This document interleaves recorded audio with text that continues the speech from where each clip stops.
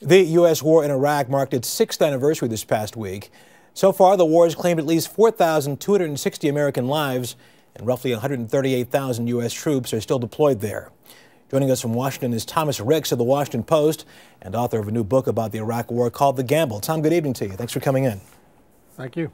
In the past, you have described America's handling of the war in Iraq as the worst foreign policy blunder in history. Thus far, how would you assess the way the Obama administration is handling it? I think they've come in thinking strategically, but I'm worried that they're going with too much optimism, kind of repeating the mistake that the Bush administration made of thinking they can get out of Iraq quickly. Bush thought he could get out quickly. Obama thinks he could get out quickly. I think they're both wrong. What should the administration do at this point in your mind? I think President Obama and the administration around him is just beginning to figure out quite what a mess Iraq is. I think they're going to be there longer than they plan to.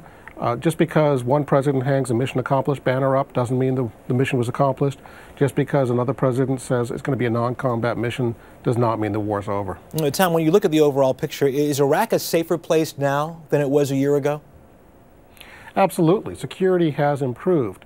But the purpose of the surge under General Petraeus was to lead to a political breakthrough, and that hasn't happened. So a lot of major problems are still hanging out there. In fact, all the major political issues that Iraq faced before the surge are still there. Foremost is how you split up oil revenues among the various people in Iraq. Second is whether Iraq's going to have a strong central government or be a loose confederation.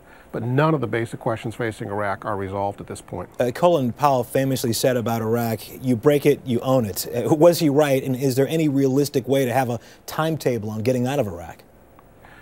One thing you find the closer you get to Baghdad is the more officials think we're kind of stuck there. General Odierno, for example, the top U.S. commander in Iraq right now, says in my book that he would like to see 35,000 U.S. troops in Iraq in the year 2015.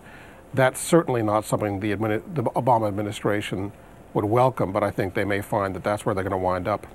Thomas Ricks of the Washington Post, and again, the author of a new book about the Iraq war called The Gamble. Thanks a lot. You're welcome.